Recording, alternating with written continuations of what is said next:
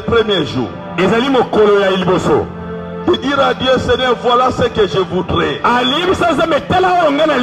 J'aimerais que tu puisses me rétablir dans tel point, dans telle situation, dans ceci, où je ne vois pas clair. Avant d'entrer dans les sous-thèmes d'aujourd'hui, je nous donnerai des thèmes qui seront traités. Mais avant cela, commence à dire ce que tu veux. Sur quoi veux-tu que Dieu puisse te rétablir? Quelles sont tes droits qui ont été bafoués? Ce soir, Seigneur, rétablis-moi dans ça.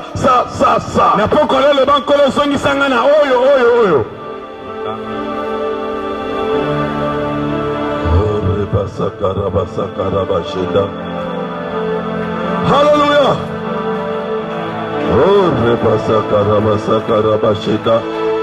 Il s'agit de ta vie. Et la licorne la maman. Alléluia.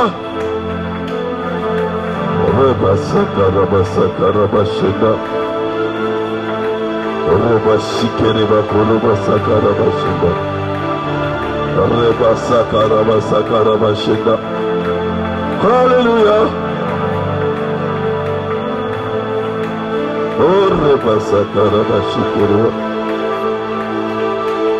Hey!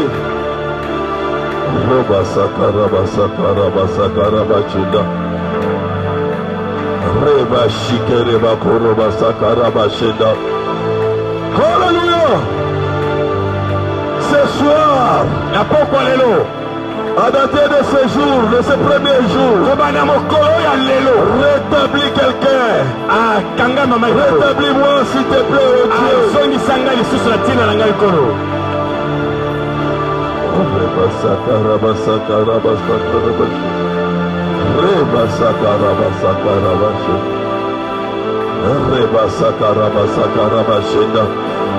Alléluia.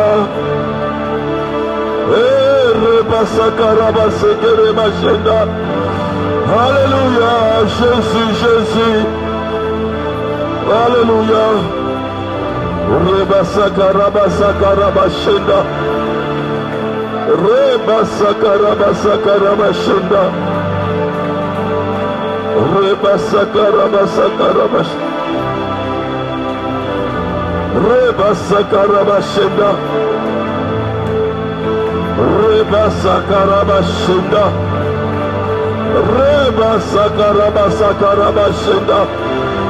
Alléluia.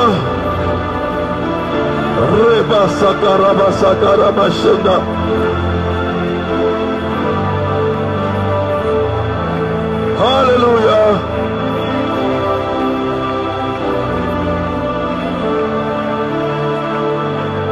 Cette semaine, j'aimerais entrer réellement dans mes droits.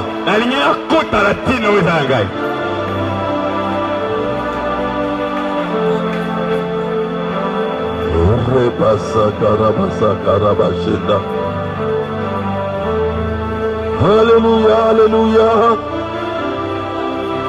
Alléluia. Ce soir, je te laisse le temps de pouvoir prier pour ce séminaire. Seigneur mon Dieu, je ne voudrais pas passer mon temps inutilement. Si j'ai abandonné mes activités, je suis venu pour que je sois réellement rétabli. Je ne veux pas être un passe-temps. Il est hors de question que tu passes sans me toucher. Il est hors de question que tu passes sans me rétablir.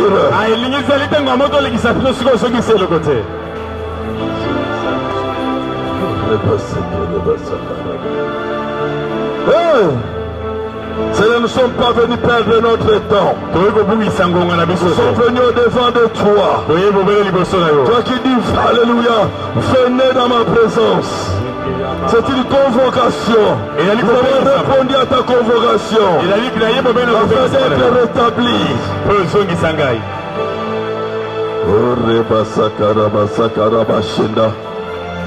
Lève tes mains s'il te plaît. Nous sommes en train de poser les bases spirituelles. J'aimerais déjà t'informer. J'aimerais t'informer. J'aimerais te mettre au courant que Dieu est présent. Sa présence est là. Je sens l'onction du Saint-Esprit en train de remplir. Le Saint-Esprit est en train de nous remplir. Je sens le feu de Dieu descendre. Il ne sortira pas de ce séminaire comme tu es venu. Il ne sortira pas de ce séminaire tel que tu es venu. Les choses doivent changer. Dans le nom de Jésus. Sentez cela. Sentez cela. Par la présence du Saint-Esprit. Recevez. Recevez cela. Recevez cela. Eka Santama.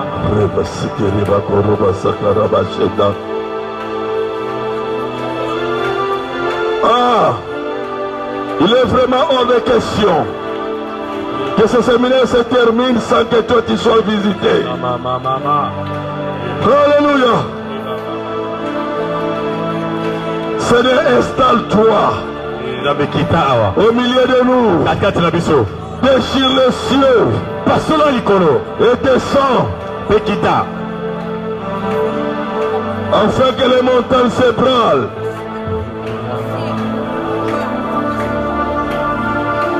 Oh, Rebasa Karabasa Karabachinda.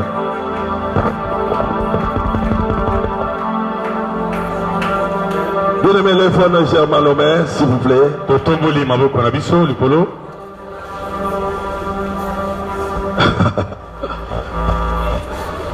Ne sois pas distrait, j'aimerais te rappeler que Dieu est présent et sur le point d'agir. C'est Dieu qui t'a convoqué en ce lieu.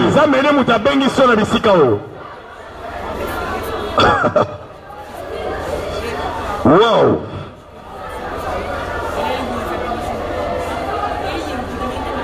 Recevez ce feu. Yamba moto. Recevez ce feu. Yamba moto. Recevez ce feu. Yamba moto. Dans le nom de Jésus. Dans le nom de Jésus. Dans le nom de Jésus. Recevez. Yamba. N'aie pas peur, sois embrasé. Le feu de Dieu ne va pas te consumer. Ça va te rétablir. Recevez ce feu.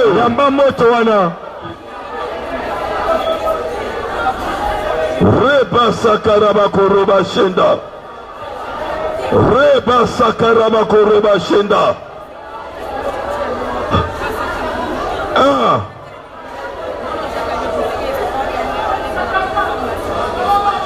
Wow! Recevez cette onction. Recevez cette onction de restauration. Dans le nom de Jésus. Dans le nom de Jésus. Dans le nom de Jésus.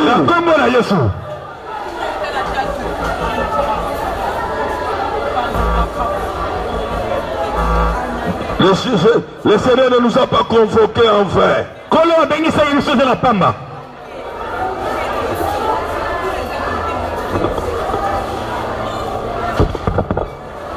Bien-aimé, sois déterminé. Accroche-toi à Dieu. Au travers de ce séminaire, je te promets, tu ne sortiras pas ainsi. Les choses doivent changer dans ta vie. Même les païens vont constater qu'il y a des choses qui changent dans ta vie. Est venu l'ère de la restauration, l'ère de rétablissement, l'ère de faveur.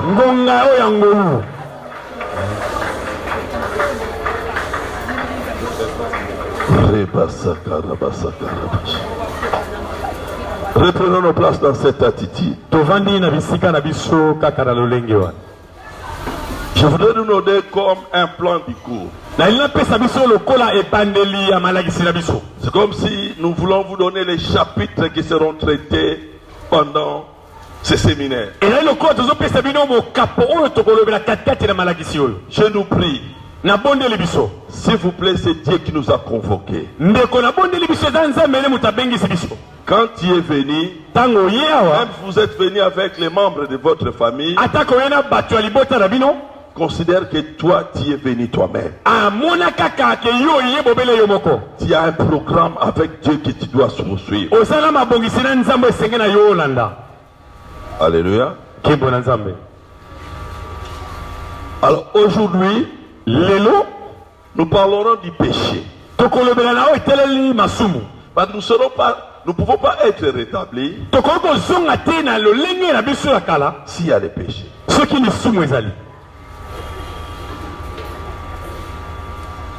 Demain, le deuxième jour, nous allons parler des gens qui connaissent des difficultés. Des gens, depuis qu'ils sont, il n'est que dans les difficultés. Rien ne marche. Sa vie n'est rien que honte.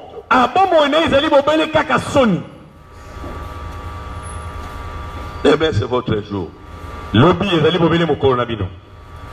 Troisième jour, c'est le jeudi.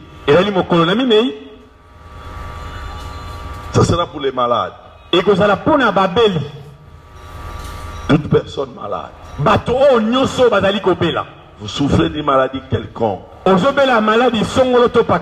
Des fois, tu as même honte de cette maladie. Cette maladie te diminue.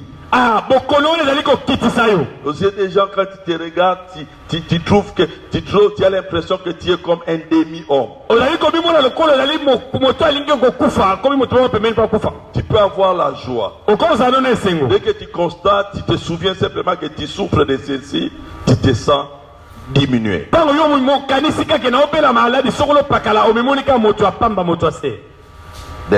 Le jeudi, ça sera votre jour.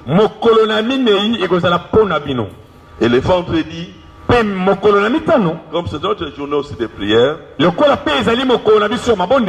allons prier pour tous ceux qui connaissent des temps d'injustice. Vous avez un dossier au tribunal. Vous avez raison, mais parce que vous manquez d'argent, le dossier est bloqué. Vous souffrez d'injustice. Le vendredi, ça sera pour vous. Et le dimanche maintenant. Là, c'est pour tous ces gens qui sont dans des situations bizarres. Quand on regarde, on dit il n'y a plus d'espoir. Ils sont arrivés à une étape. Ils vivent, mais ils ont l'impression que nous sommes déjà morts. Là, ça sera le dimanche. Amen. On a saisi. Que Dieu soit glorifié. Alors nous commençons. Seigneur notre Dieu, nous voulons te dire un grand merci. Toi qui as rendu possible ces jours. Merci pour ce séminaire. Merci pour tous ces programmes. Rétablis-moi dans mes droits. Fais-moi voir ta gloire. Je suis l'Éternel qui te guérit. Ce sont des choses que tu as réservées pour tes enfants en ce dernier trimestre de l'année. Personne ne se prive de tes grâces. Nous voulons recevoir pleinement tout ce que tu as arrêté dans ton conseil. Saisis-toi des instruments que tu t'es choisi. Particulièrement, Seigneur, moi qui suis devant ces premiers jours, j'ai besoin de ta grâce. Et bénis ces moments. Dans le nom de Jésus. Amen. Amen. Amen. Amen. Le premier passage qui va nous conduire dans notre thème. Nous sommes dans Ézéchiel chapitre 37. Et c'est là où nous parlerons le dimanche. Mais aujourd'hui nous lisons seulement le verset 14. Lèvons-nous s'il vous plaît par la parole de Dieu. Je mettrai mon esprit en vous et vous vivrez. Ceux qui ont leur Bible, j'aimerais que nous lisons ensemble. Ézéchiel chapitre 37, verset 14. La foi vient de ce qu'on entend et de ce qui sort de la bouche de Jésus. Il vous sera fait selon votre foi. Et je voudrais que nous puissions déclarer ces paroles. Et foi dans ton cœur. Parce que c'est le fondement même de notre séminaire. 1, 2, 3. Je mettrai mon esprit en vous et vous vivrez. Je vous dans votre et vous saurez que moi j'ai parlé et agi, dit l'Éternel. Reprends ta place. Dieu dit il te bénira dans ton pays. Non, ne cherchez pas à aller ailleurs. Reste au Congo. Dieu t'établira ici. Mais la manière dont Dieu te bénira, ça te rendra capable d'aller aussi dans les pays là que tu as envie et de rentrer. Ta jour c'est ici. Alléluia. Amen. Soulignez cela dans votre Bible. Chaque matin ces derniers temps, avant de venir, quand tu te réveilles, lis cela. De sorte que ça reste. Tu arrives à un certain point où tu ne récites plus. Tu ne lis plus mais tu récites cela. Le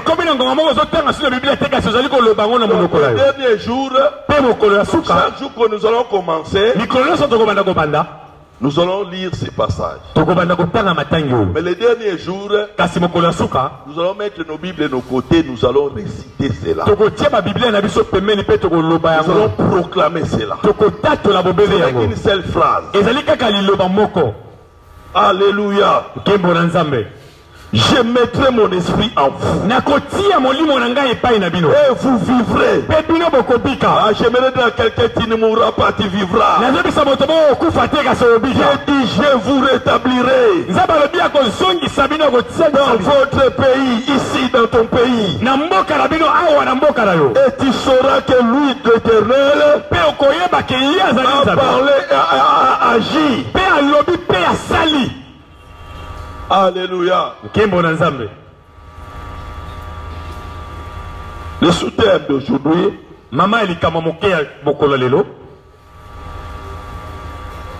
le péché entraîne la souffrance. C'est le sous-thème que nous allons traiter aujourd'hui. Tu ne seras pas rétabli si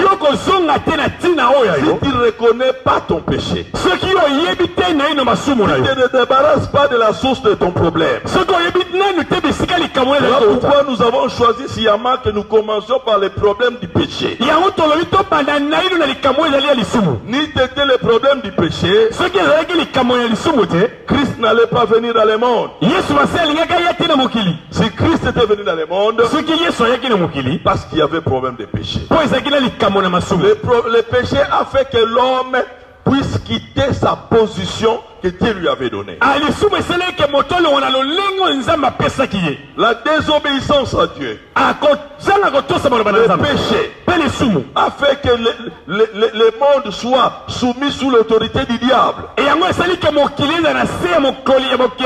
que le monde était sous la domination de l'homme. Quand Dieu t'a créé, sa volonté, sa pensée était que tu puisses dominer sur la nature, sur tout ce qui existe. Mais à cause du péché, nous avons soumis, nous avons donné notre domination au diable et le diable commence à dominer sur nous.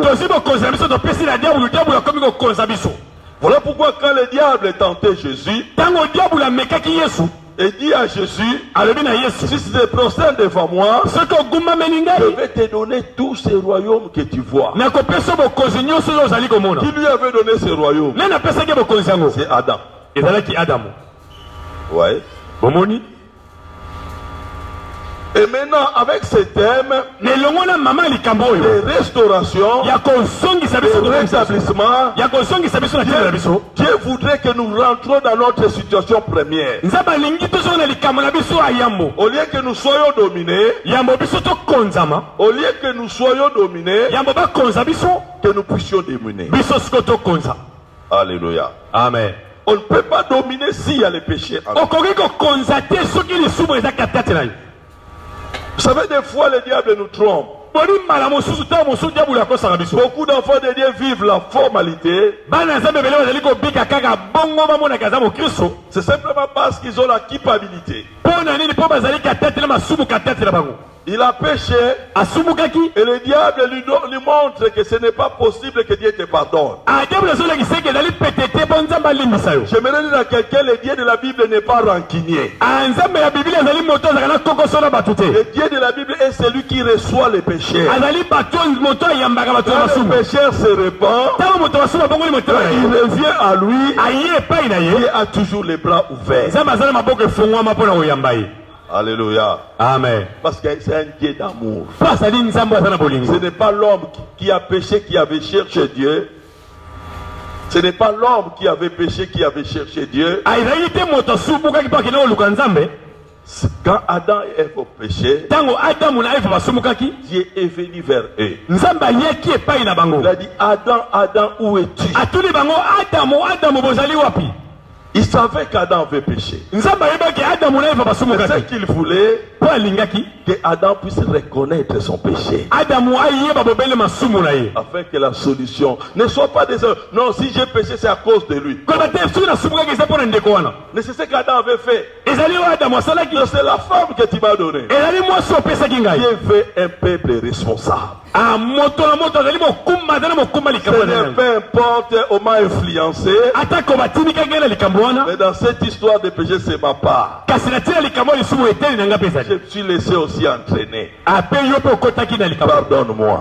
nzambe elimbisa ngai. Luc chapitre 15, le verset 11 à 22. luka mokapo ya 15 nzela kotanga 11 kino tuki bayala mibale.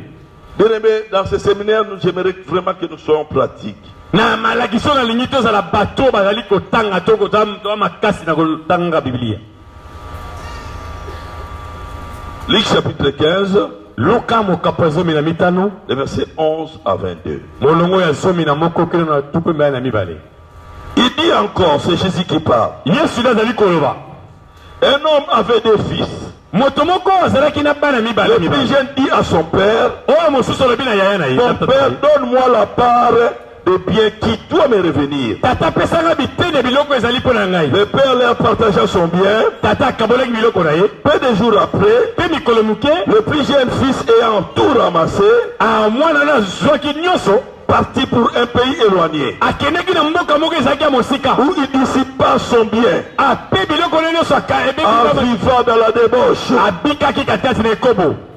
Lorsqu'il eut tout dépensé, ntango oye biloko na nyonso ekendeki na kosila, une grande famine survint dans ce pays, mpe nzala makasi ekotaki na mboka wana, et il commença à se trouver dans les besoins. mpe abandi komimonisa bakatikati na Il bosenga. alla se mettre au service d'un des habitants du pays qu'il envoya dans ses champs garder les pourceaux. akendeki kokotela misala bato bilanga mpe akomanda kobatela bangulu.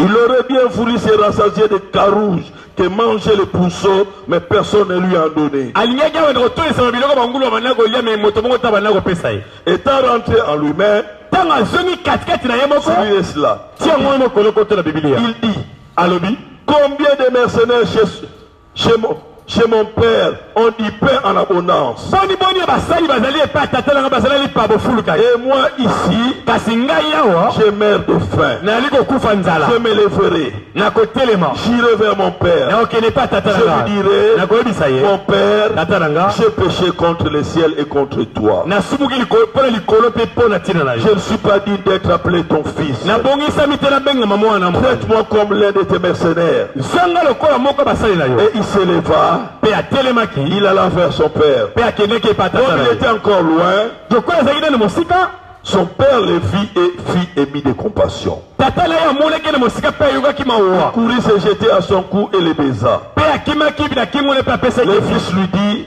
pe amona alobaki mon père, j'ai péché contre le ciel et contre toi. tata nasungaki mpo na likolo mpe mpo na yo Je ne suis plus digne d'être appelé ton fils. nabengisami te nabengama mwana mobali Mais le père dit à ses serviteurs, tata alobi na basali na ye apportez vite les plus belles robes bomema elamba oyo ya kitoko et la revêtez. mpe bolatisa ye Mettez-lui un anneau au doigt mpe botia ye baki na mosapi et des souliers aux pieds. mpe botia ye sapatu na makolo Rétablis-moi dans mes droits. zongisa ngai na ntina oyo ya ngai Seigneur, rétablis-moi dans mes droits. kolo ozongisa ngai na ntina oyo ezali ya Ce ngai passage est connu de tous, matangi oyo bato nyonso bayebi yango de plusieurs personnes. lokola bato nyonso Nous appelons ça le passage de l'enfant prodigue. tobengi yango lisese ya mwana oyo abungaki Dans certains mêmes véhicules à Kinshasa de transport, na mituka mosusu mpe ebemaka vous bato verrez l'étiquette derrière de l'enfant prodigue. bakoma yango ya mwana oyo abungaki Il s'agit d'une parabole de Jésus. ezali lisese moko ya yesu Jésus dit, un homme avait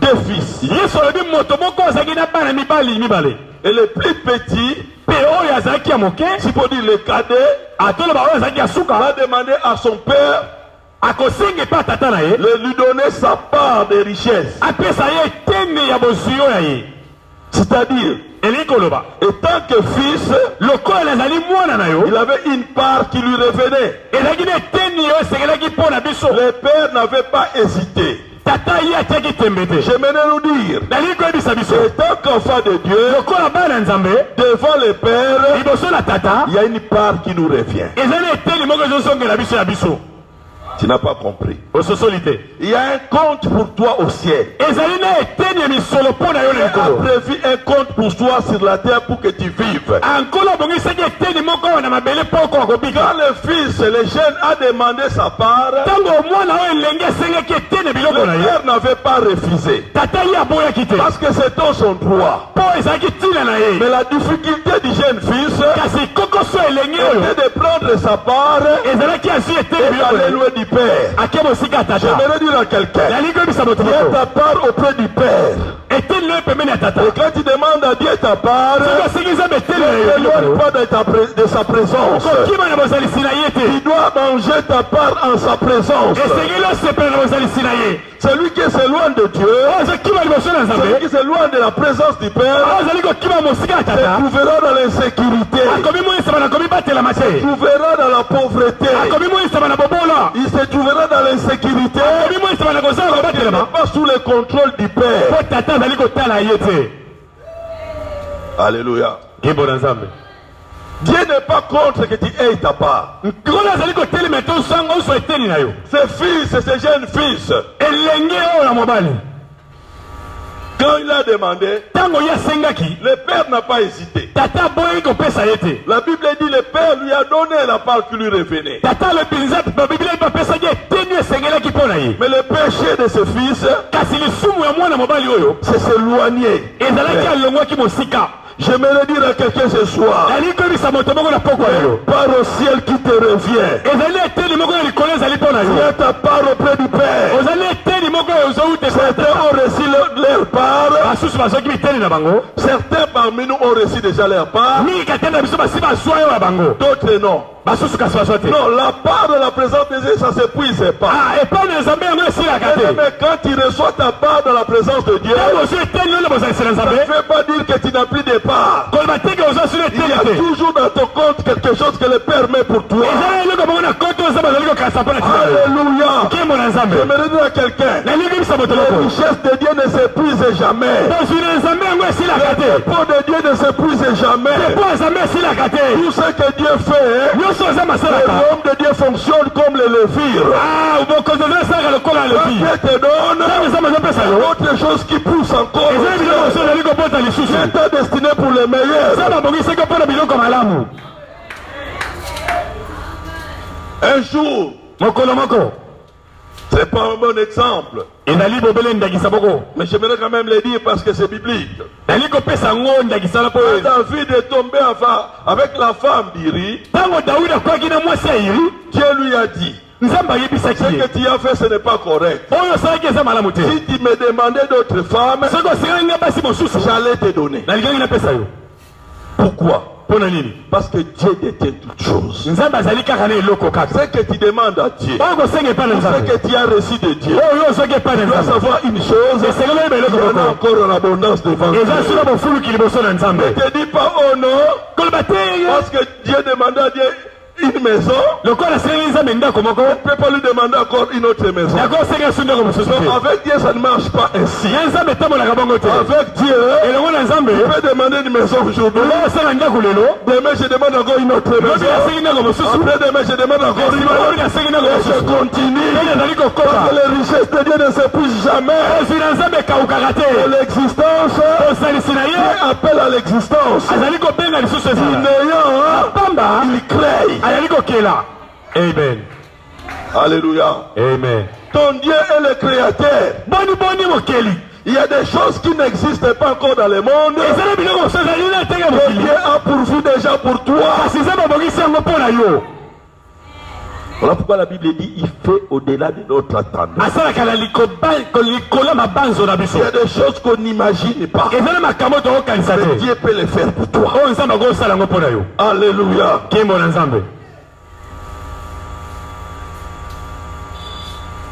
Et ce jeune homme va quitter la présence de Dieu. La première chose qui fait que nous puissions perdre notre richesse, nous puissions rater les promesses de Dieu,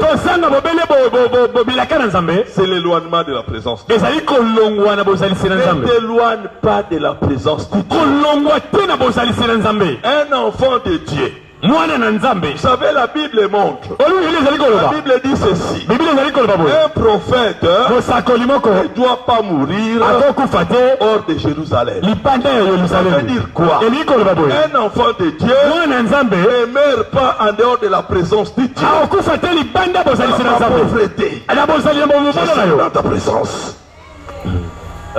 Car rien ne marche. Je suis malade. Je souffre d'injustice. Je connais la souffrance. Mon secret, demeurer dans la présence de Dieu. Alléluia. Amen. La mort dans la présence de Dieu devient la vie. C'est la résurrection. La mort dans la présence de Dieu, c'est la résurrection. La pauvreté dans la présence de Dieu, c'est la richesse. Bien-aimé dans le Seigneur, j'aimerais te dire ceci. Peu importe ce que tu vis, mais tant que tu es dans la présence de Dieu, tant que tu n'es pas encore mort, sache qu'il y a encore de l'espérance. Ton rétablissement est possible. Ton rétablissement est possible. Je dis pas non, mais là j'avance. Je n'ai pas du travail. Je suis chômeur. Je commence même à atteindre l'âge de la retraite. Bien aimé, si tu n'auras pas un travail, Dieu fera que toi tu crées un travail. Alléluia. L'éloignement de la présence de Dieu. Évite de t'éloigner de la présence de Dieu. C'est le problème qu'a connu ce jeune homme.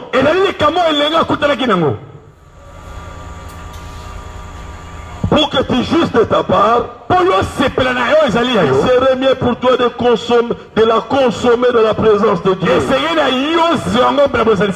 Ça sera ta sécurité. Quand nous demandons au Père notre part, il ne nous refuse pas. Parce qu'il sait que c'est notre droit. Il sait que c'est ton droit d'avoir ta part. Il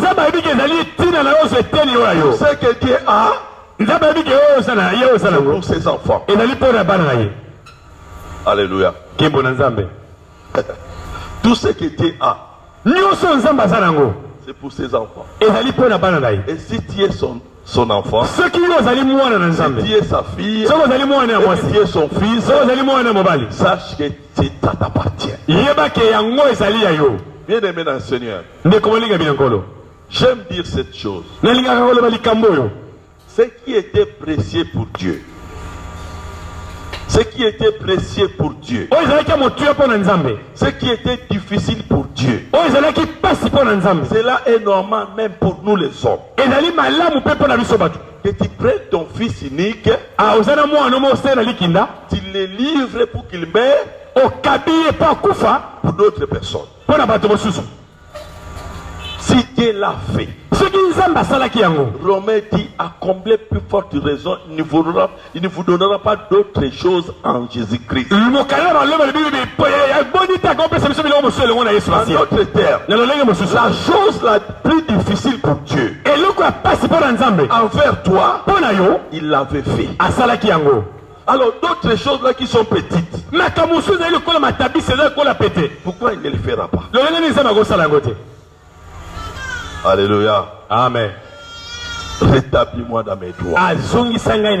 J'aimerais te dire, tu as des droits auprès du Père. C'est vrai, tu as aussi des devoirs.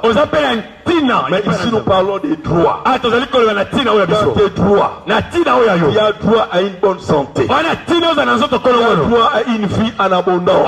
Tu as droit d'être joyeux. Tu as droit d'être équilibré. Tu as droit à ce que tu fais. Alléluia. Tu as droit d'être en bonne santé. La maladie est venue par les péchés. Dieu n'a pas créé la maladie. Mais voilà pourquoi Jésus-Christ est mort. Parmi les choses, c'est ainsi que la Bible dit, par ses maîtrisures nous avons été.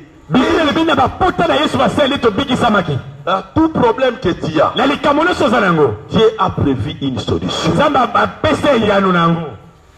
Alléluia. Évitons de nous éloigner de la présence de Dieu. Au verset 13, la Bible dit, et à tout prix, tout ramasser, parti pour un pays éloigné, loin de la sécurité de son père, loin de ses frères, loin de l'église.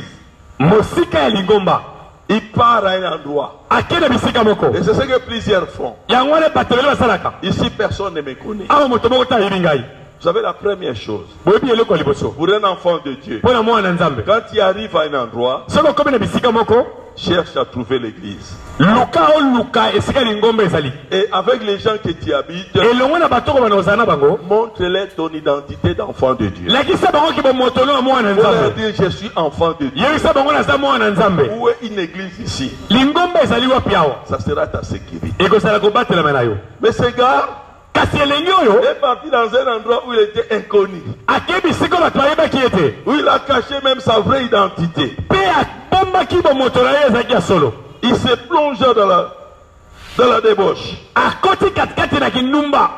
Finalement, il va se rendre compte qu'il n'avait plus rien. Rien. Le péché amène toujours la souffrance. Il se retrouve dans la souffrance. Et la souffrance conduit à la mort. Au lieu de réfléchir, premièrement de rentrer vers le Père, il commence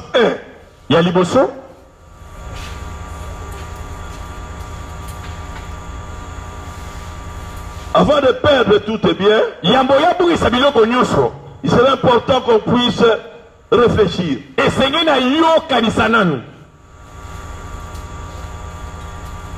Il a commencé à penser à un travail.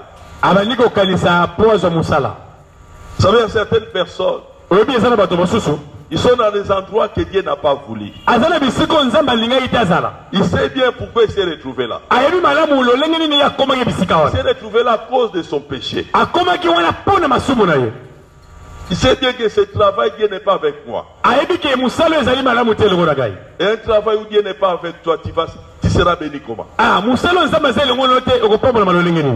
Tu dois rentrer vers le Père. Ce travail-là, ce n'est pas le travail de ton niveau. Vous savez, les pauvres était un animal impur pour les Juifs. Un Juif ne pouvait pas se rapprocher d'un porc. Mais là, il commence non seulement à s'approcher, à nettoyer même les porcs. Il commence à les nourrir. Il était descendu très bas. Très bas. Et là, il est devenu plus malheureux. Il commence à se débrouiller. Bien aimé, il n'y a pas de prospérité dans le péché. Tu fournis beaucoup d'efforts. C'est bien que tu es dans le péché. La Bible dit Dieu donne à ses enfants pendant leur sommeil. Ce n'est pas que Dieu ne nous dit de ne pas travailler. La Bible dit celui qui ne veut pas travailler, il ne mangera pas. Mais Dieu donne pendant notre sommeil. Alors que toi tu vas commencer à travailler, parce que la nuit Dieu avait déjà prouvé quelque chose que tu vas faire. Alléluia. Là, j'aimerais dire même à ceux qui font les affaires. Quand le matin tu viens prier pour ton travail et pour tes affaires, Seigneur, je sais que quand tu dormais, tu avais déjà prouvé pour moi pour ces jours. Dieu est fidèle à sa parole. Et tu verras ce qu'il fera. Tu verras ce qu'il va faire. Il va agir. Parce que Dieu répond à sa parole. Bien aimé dans le Seigneur, tous les programmes que l'église vous donne, les affermissements, où on vous aide à voir comment lire la Bible. Beaucoup de gens ne connaissent pas leurs droits dans le Seigneur, parce qu'ils ne connaissent pas la parole de Dieu. Le diable règne là où il y a des ignorants. Quand tu connais ce que la Bible dit, en rapport avec ton problème, on va réclamer et le diable va fuir. Mais quand tu ne connais pas, il y a une fois, le Seigneur m'a donné cette pensée. Tu loues une maison. Durant des années. Et des fois, tu manques les loyers. Tu es en retard de payer les loyers. Et les bailleurs te menacent. Ils te menacent. Et voilà un bon jour. Un monsieur vient te voir. Il dit, ah, toi c'est elle. Ah, tu restes dans cette maison. Tu loues. Oui, je suis locataire. Il dit, tu ne sais pas. Cette maison, c'était la maison de ton père, c'est votre maison. C'est votre maison. C'est vrai ce que tu dis. Il te donne des preuves. Il dit, il n'a jamais vendu ça. Mais comment se fait-il que ce monsieur-là, tu vois ce monsieur-là, c'était le gérant de ton pauvre père. Il avait récupéré ça. Alors je suis venu t'informer.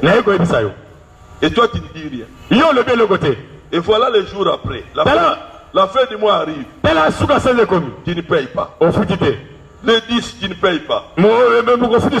Ton bourreau là arrive. Je vais te faire sortir. Jusque là, tu ne payes pas. J'ai pris d'autres gars, tu dois sortir. Quand tu vas lui dire que cette maison m'appartient désormais, vous pensez qu'il restera là? Il va bouger un peu. Qui t'a dit ça? Quand tu vas lui montrer le dos, sans effort, parce qu'il sait que tu connais lui-même, il ne plus jamais. Et ça marche comme ça avec les diables. Les diables c'est comme ça. Quand tu connais, il ne fera pas d'effort. Lui-même il dira il connaît. Il va commencer à rire comme quelqu'un tombé sur le vélo. Il parle lui-même. Pourquoi? Parce qu'il sait que tu connais. Et c'est comme ça aussi avec la parole de Dieu. Tu dois connaître. Tu dois la lire. Tu dois la proclamer.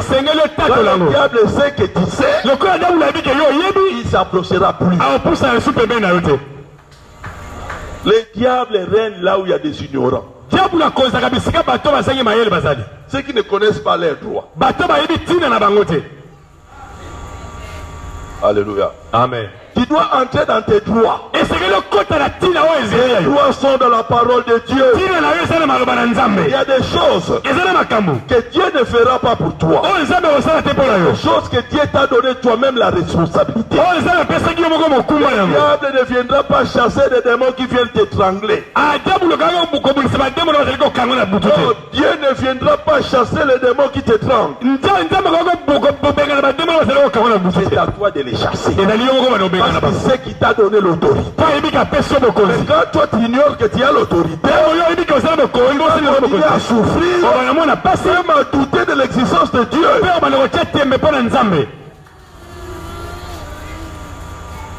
Alléluia. Bien aimé, la parole de Dieu a la vie.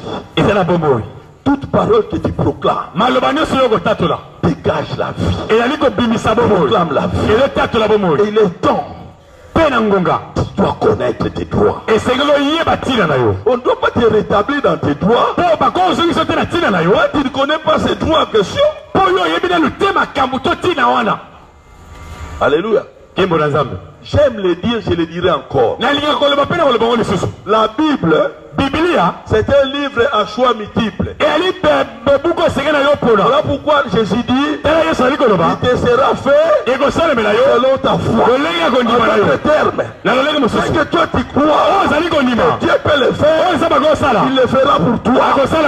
Et toi tu ne crois pas, Dieu ne le fera pas. Voilà pourquoi il demandait toujours à ceux qui s'approchaient de Dieu. Pourquoi veux-tu que je les fasse? Et quand la personne connaissait ses droits, il répond à la question. Jésus dit, je le fais. Ta foi t'a guéri. Alléluia. Si tu ne crois pas, Dieu ne le fera pas pour toi. Je me dire à quelqu'un, ton Dieu peut te donner mieux que le travail que tu as. Ces garçons ont un travail de honte. Un travail qui ne te donne pas ta dignité. Tu es là à cause du péché. Tu es obligé de tenir. Tu es obligé de tenir. Si je ne fais pas ce travail, je vais vivre comment? Malgré moi, lui s'occupe des pauvres. Vous savez, un juif s'occupait des pauvres. Certainement quand il voyait un juif passer de ce côté-là, il pouvait se cacher. J'ai vu des gens comme ça. Il est domestique dans une telle parcelle. Il sort comme ça. Et ses amis qui passaient les voient. Ah, Master Sani Koto. Il travaille ici. Oh non, on a attends. Il a honte de son travail. Pour lui, c'est un travail de honte. Mais il est là malgré lui. Non, Dieu va te rétablir dans tes droits. Tu dois être fier de ton travail.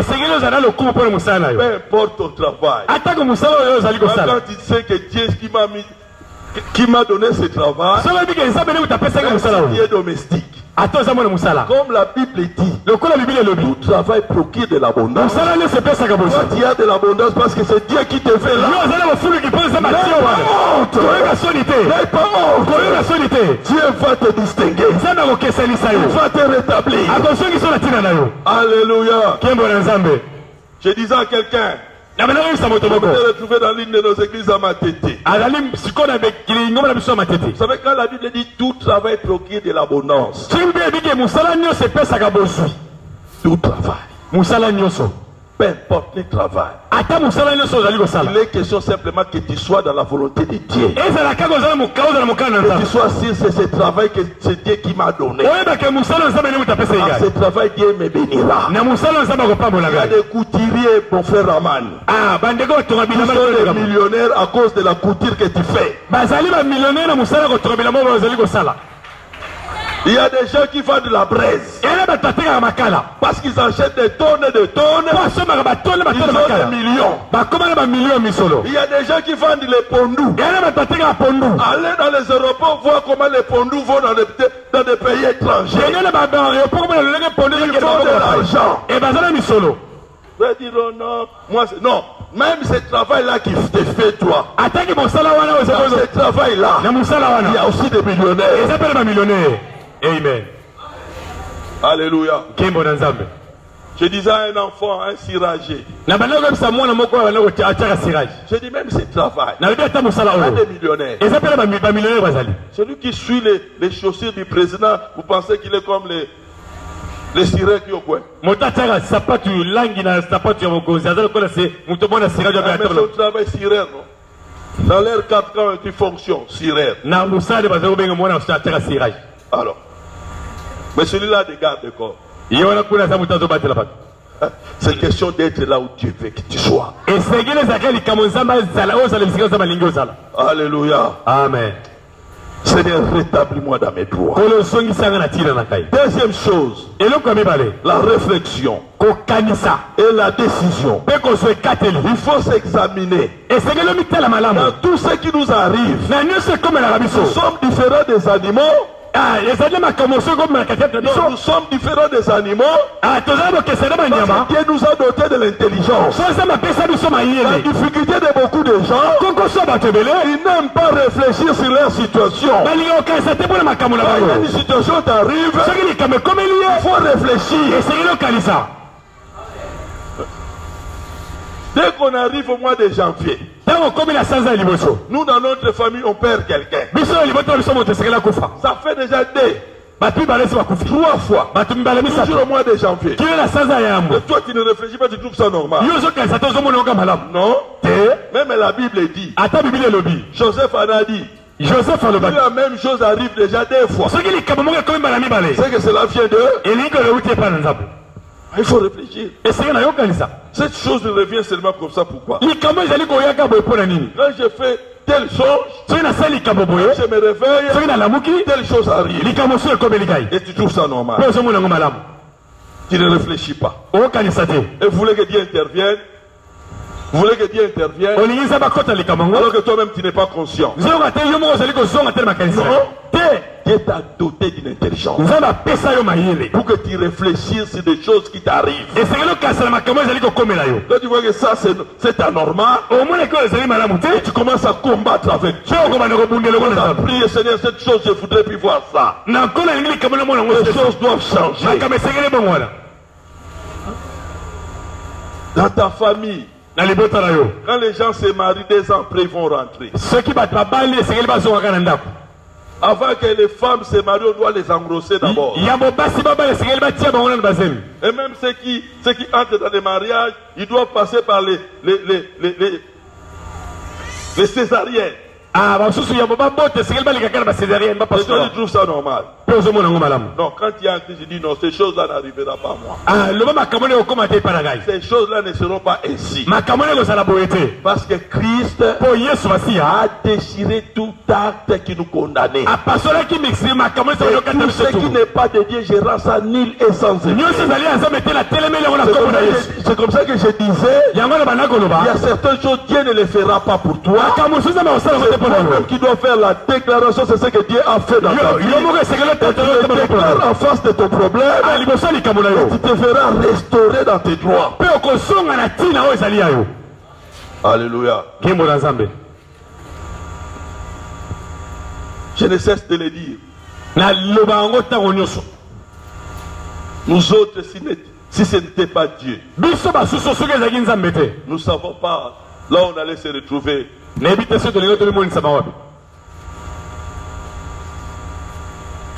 y a des familles qui n'ont aucun soutien. Bazatala lisungi mon côté. Aucun clan. Bazatala lisungi mon côté pour la banque. Mais j'aimerais te dire, ça peut être le cas de ta famille. S'il n'y a personne dans ta famille qui peut aider, Dieu peut faire que ce soit toi qui commencera. Dieu fait commencer par toi. Alléluia. C'est possible.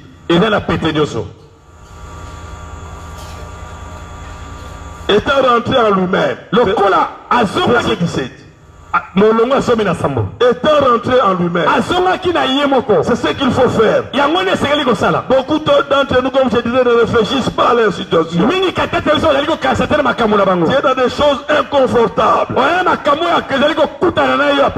des choses bizarres qui t'arrivent. Ils n'ont aucun souci. Ils trouvent tout normal. Alors que ce sont des choses anormales. Jusqu'à ton âge là, on te prend en charge. Même acheter un sous-vêtement de 1000 francs, c'est un problème pour aujourd'hui dans les friperies, aujourd'hui au Congo, si quelqu'un ne sait pas mettre le cage, il a un problème. Il y a même des cages de 2000 francs. Oui, moi-même j'ai vu. Même les fous, il fait, il porte des cages. Mais quand toi tu as des difficultés, tu trouves ça normal. Alors que tu as toutes tes facultés. Le fou qui n'a pas de facultés, il ramasse même les babouches qu'il porte. Mais quand toi qui as toutes tes facultés, pour sortir, il faut emprunter le catch du voisin.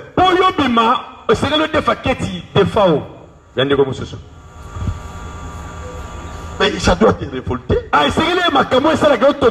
Tu dois te fâcher toi-même. Je dis, Seigneur, rétablis-moi dans mes droits. Je suis aussi une personne.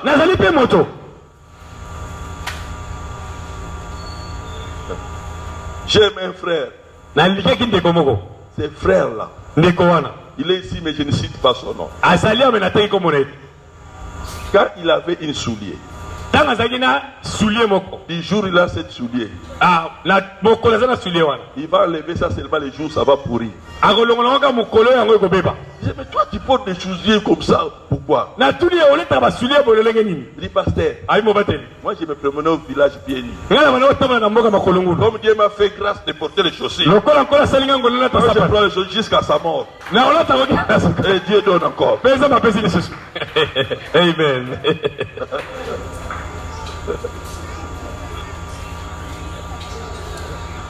Comme le pasteur Dro disait, il disait ceci.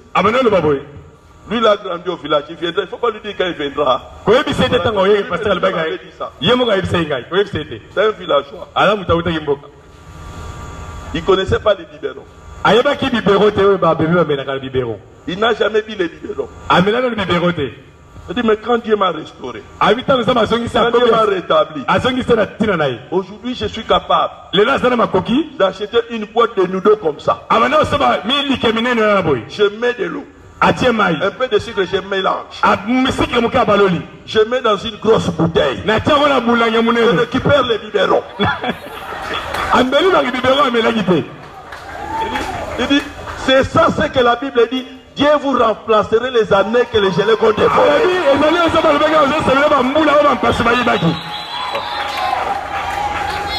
Il y a des choses, si on n'a pas eu la grâce de connaître ça, mais Dieu nous rétablit dans nos droits. Nous pouvons récupérer cela.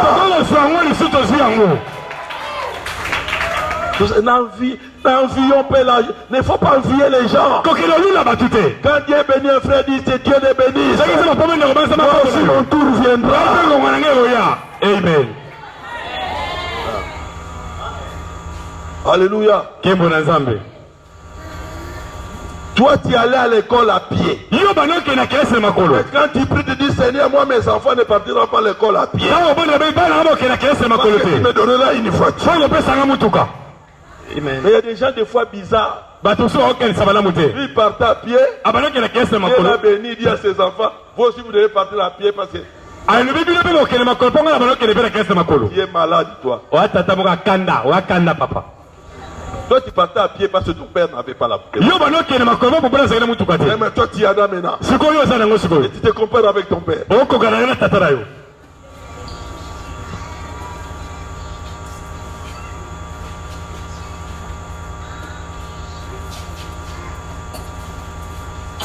Tu n'arrives même pas à payer les loyers. Les minéraux de tes enfants. Réfléchis un peu sur ta situation. S'il te plaît, mon frère. Le Seigneur ne te donnera pas l'argent, mais te donnera une pensée. Quand on réfléchit, le Seigneur donne la pensée. La pensée est au-delà de l'argent. Tu peux avoir l'argent. Quand tu n'as pas la source, tu vas sécher. Mais quand il y a une source, la source c'est la pensée. Voilà ce que tu peux faire. Et quand tu commenceras cela, parce que la bénédiction de Dieu sera là, ça va prospérer. Ça va changer ta situation. Alléluia. Étant rentré en lui-même, c'est le chemin de la délivrance. C'est le rétablissement de mes droits. Car je sais une chose, que tu as un plan merveilleux pour moi. Et tant qu'un homme, comme on nous a dit le dimanche, nous devons savoir que nous avons une meilleure destinée.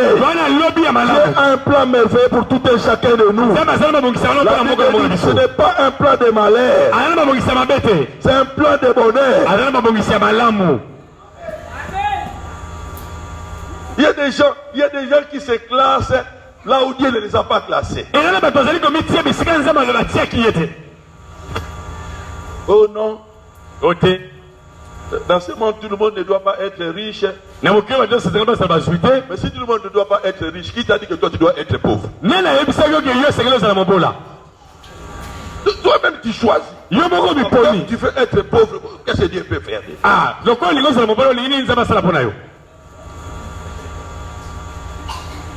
Vous savez, je l'ai dit dans cette église. J'avais un ami, il est de l'Est. On est au campus. C'est un chrétien, on prie ensemble. Nous avons un groupe de prières là où nous prions ensemble. Et l'ami là, quand il priait, lui il n'aimait pas la pauvreté. Les personnes aiment la pauvreté.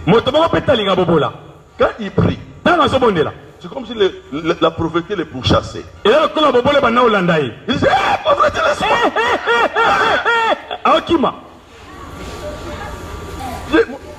Moi, je ne fais pas la pauvreté. Moi, je ne mourrai pas pauvre.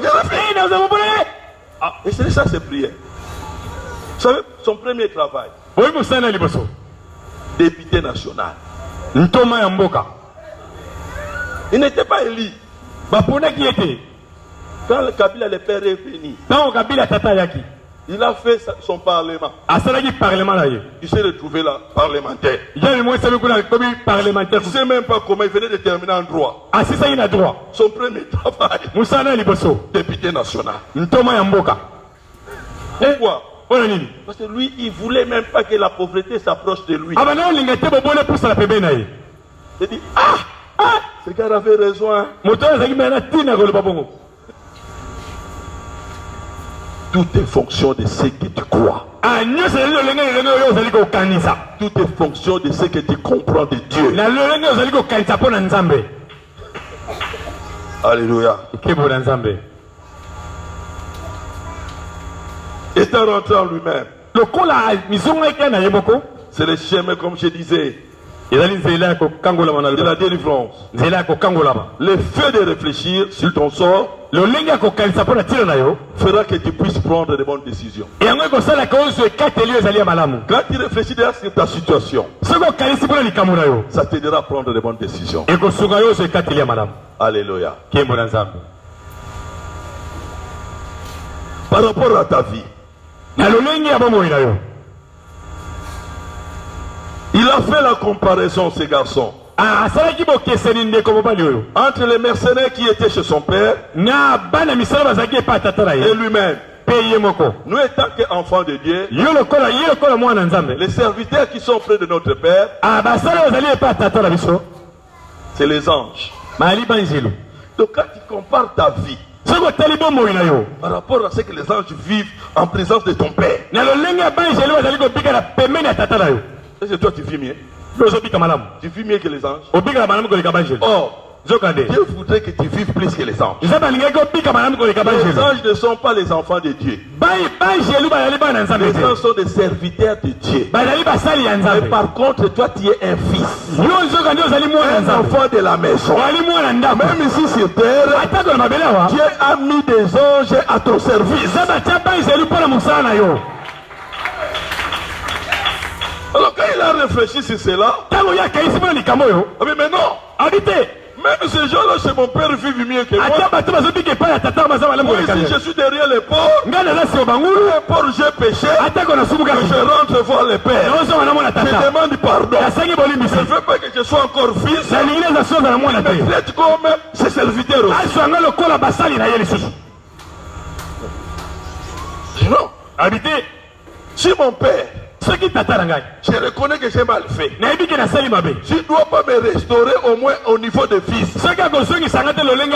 Qu'il me mette au moins que je sois son serviteur. Je commence à cirer même les chaussures de mon père. Comme ça je serai mieux.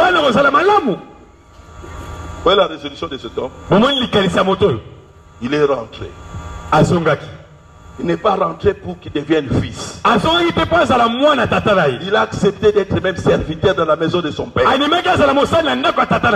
quand il est rentré, le père l'a vu. Le père l'a vu. Il a appelé. Le père a couru. Il a embrassé son fils. Le fils commence à pleurer. Le père a essuyé les larmes. J'aimerais te dire, Dieu ne te condamne pas. Ne te condamne pas. Ce que tu avais pris, ce que tu as dilapidé, ça ne peut pas se comparer avec ce qui est resté dans la maison.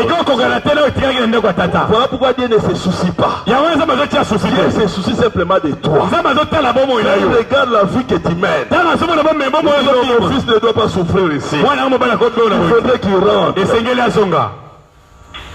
C'est ce que mon grand frère Blaise Sakil avait chanté.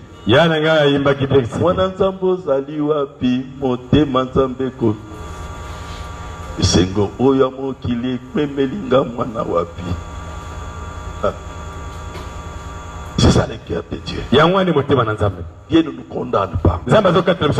Il nous condamnera le dernier jour. Pour le moment, Dieu ne te condamne pas. Parce que nous sommes dans le temps de la grâce. C'est le temps que tu dois rentrer vers ta restauration. Quand le Fils est venu, au verset 18, le fils a décidé de rentrer. Il est parti vers le père. Le père l'a embrassé. Le père attend le cri de l'enfant. Quand il te voit, il est prêt à te rétablir dans les droits. Le rétablissement. Troisième point. Et le dernier point pour que nous prions, c'est le rétablissement. Luc 15, verset 22 à 24.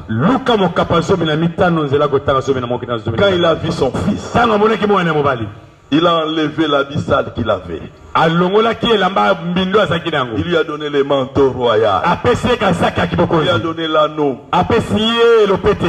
de l'autorité qu'il avait perdu. Il a organisé une grande fête.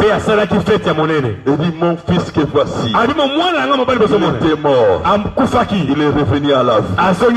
Nous devons fêter. Dieu aime ton retour. Il aime ton retour. Il aimerait bien te restaurer. Le rétablissement. Dieu a rétabli les fils. Non, Dieu a rétabli les fils dans ses droits. Au lieu de le faire serviteur, il dit non, tu n'es pas serviteur, tu es mon fils. Alléluia. C'est ce que Dieu aimerait faire ce soir pour quelqu'un. Bien-aimé, il ne faut pas résister dans les péchés. Les péchés amènent la souffrance. Les péchés amènent la mort. Mais ce soir, ton Dieu t'invite. Reviens. Si tu es dans une telle solution, avant que nous puissions aller loin dans la prière, je t'invite. Tu n'as pas le Seigneur Jésus comme Seigneur et Sauveur de ta vie. C'est pour toi aussi. Tu avais accepté Jésus, mais tu as quitté la maison du Père à cause du plaisir de ce monde. Là où tu es, reviens. Si tel est le cas pour toi, lève-toi. Lève-toi là où tu es, nous voulons prier. Dieu ne va pas te rétablir dans les péchés. Pour que tu sois, merci mon frère, pour que tu sois rétabli. Merci ma sœur, tu as dit Seigneur me voici. N'aie pas honte. C'est une bonne décision. C'est une bonne décision. Nous ne pouvons pas aller loin dans ce séminaire si toi tu ne rentres pas auprès de ton Créateur. Tu dois rentrer auprès de ton Créateur. Seigneur, j'ai péché contre toi. Je souffre à cause de mon péché. Mais je reviens. Ce soir, j'ai écouté ta voix. Mais voici mon Dieu. Pardonne-moi. Pardonne-moi mon Dieu. Je reviens. Fais de moi ton serviteur. Fais de moi ton serviteur. J'aimerais vivre dans ta maison. J'aimerais voir ta face. Ce soir, je n'ai pas honte de mes frères. Je viens auprès de toi. Je viens au-devant de toi. Restaure-moi. Rétablis-moi. Dis ça à Dieu. Dis ça à Dieu, il t'écoute. Il est près de toi, il t'écoute. Aide-moi, toi qui résistes. Toi qui dis que si je le fais, qu'est-ce que les gens vont penser de moi? Tu es en train de bloquer ta propre vie. Tu seras le sorcier de ta vie. Et tu bloqueras même ta famille. Dieu veut visiter ta famille par toi. Dieu veut commencer de nouvelles choses par toi. Là où Dieu lève-toi. Débarrasse-toi de ces péchés. Prends la décision d'arrêter avec cette vie de péché. Fini aujourd'hui. Dès que je sors d'ici, ce péché doit rester ici. Dans le nom de Jésus. Dans le nom de Jésus. Dans le nom de Jésus. Père, pardonne ces bien-aimés. Pardonne-les. Qu'ils soient pour toi. Lave-les. Restaure-les. Donne-les l'autorité. Donne-les le manteau de gloire. Dans le nom de Jésus. Dans le nom de Jésus. J'invite toute l'église maintenant à s'élever. Nous allons prier maintenant. Nous dit Seigneur, rétablis-nous dans la droite. Fais écouter cette parole ce soir. Qu'est-ce qui t'a révolutionné?